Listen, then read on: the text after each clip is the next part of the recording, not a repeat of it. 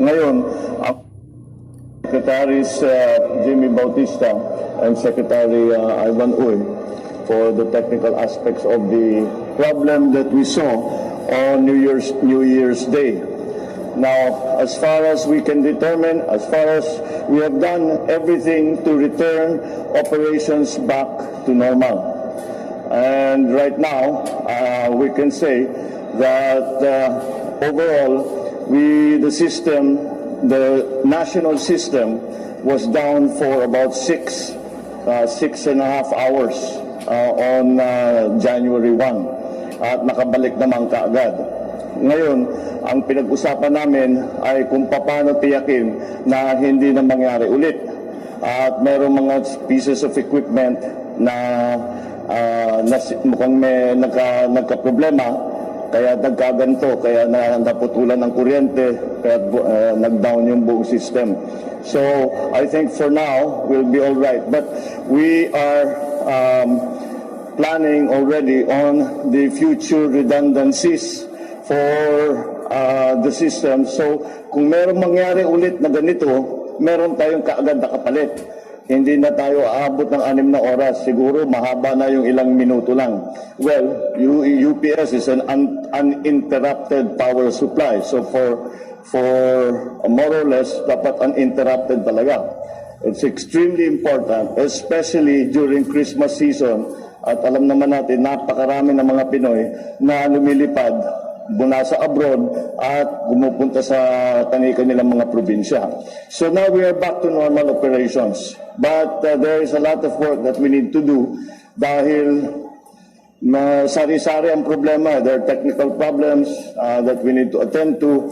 There are contractual problems that we also need to attend to. So all of these things we will have to attend to immediately. Ang sinabi ko lang kay Sec Jimmy is to make sure that we fast track all of whatever negotiations we have with our with the equipment suppliers who can help us with the upgrades, both for the software and the hardware of our equipment. And beyond that is to have a proper backup system so that if the whole system fails, like it did on January 1, we have a complete system ready to go. Yun lamang, that might take a little time, but that is something that we will try to fast track as quickly as possible. I can say that considering how big the problem was, I think that the airport authorities, our cabinet secretaries and all those who were involved in returning the system back have done a reasonably good job. At 6 hours is rather a short time considering how much needed to be done to get the system back up into working condition. So that's how it is. There's going to be more on this in the future. As I said, we started by talking about the technical problems that happened in January 1. Then I asked them to brief me on what exactly is the situation now. And the situation now is that we are back to normal operations. And then, of course, what do we need to do in the long term to make sure that this doesn't happen again? Certainly, especially not at the high traffic season like happened to us in January 1. So that is the essence of what we did here today.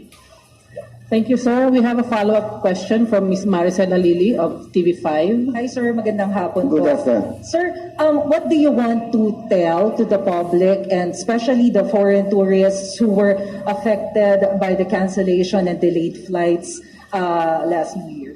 Well, we of course pinapakain natin, meron silang pupuntahan, hindi naman sila basta't pinabayaan na lang at we left them to their own devices, but we tried to support them in every way. We were able to give some magpakain nga And then the malasakit packs that the MIA has, so we were able to give that. So, but of course, the most important thing is na makarating na sila doon sa kanilang talagang destination.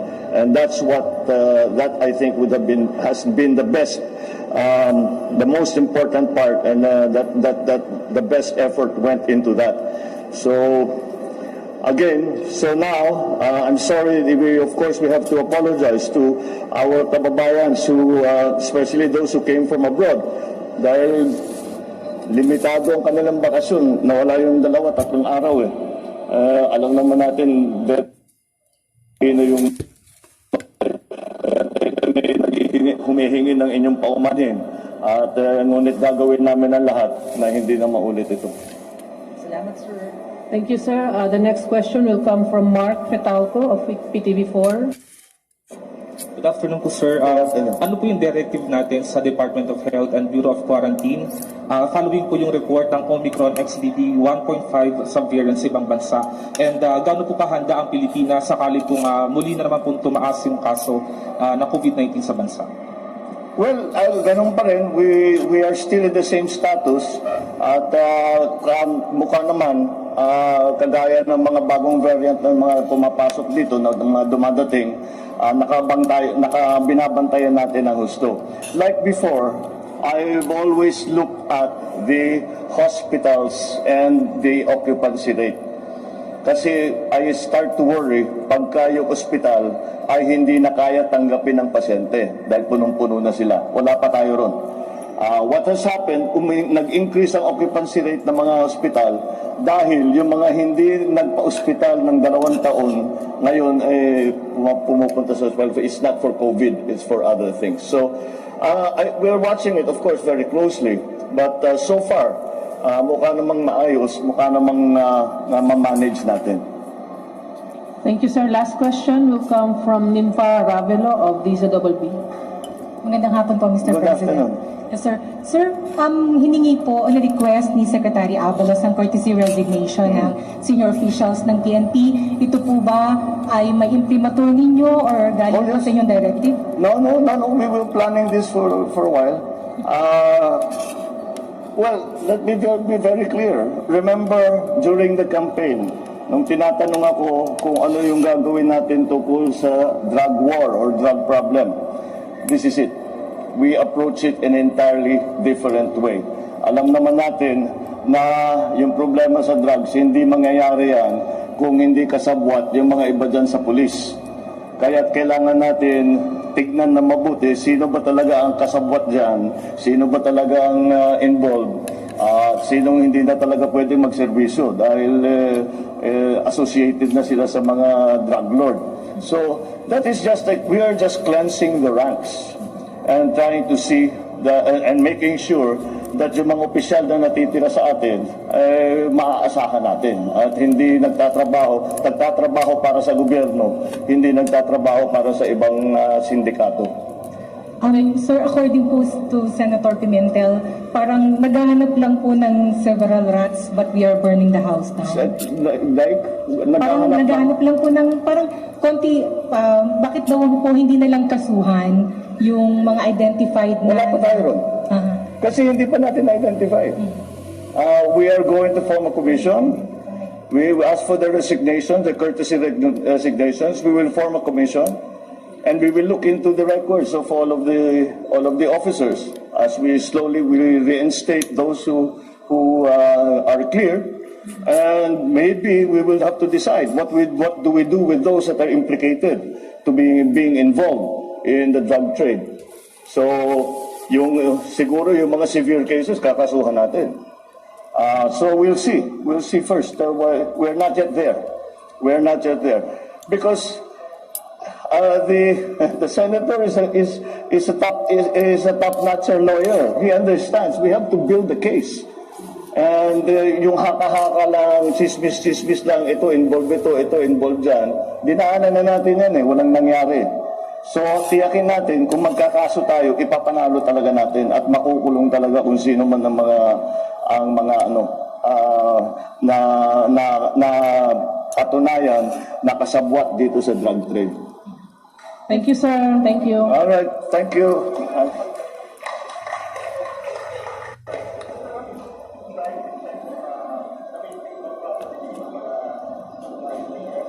Yung mga I cannot hear you.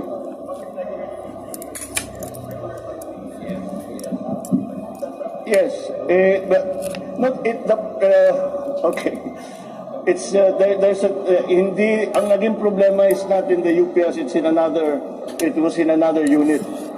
It was a circuit breaker na somehow hindi niya naibaba yung voltahe na pumapasok na kuryente. Kaya yung UPS nakita masyadong mataas yung voltahe na pumapasok, masisira mga makinarya, nagsara. Yun ang nangyari. Ngayon, meron na tayong yung circuit breaker na naging problema, napalitan na. Bago na yung naka-install ngayon. At yung mga UPS, we did an emergency procurement, and we are going to procure 2 units yata, no? 2 units of UPS para meron tayong main at saka meron tayong backup. Thank you, sir. Thank you, Mr. President.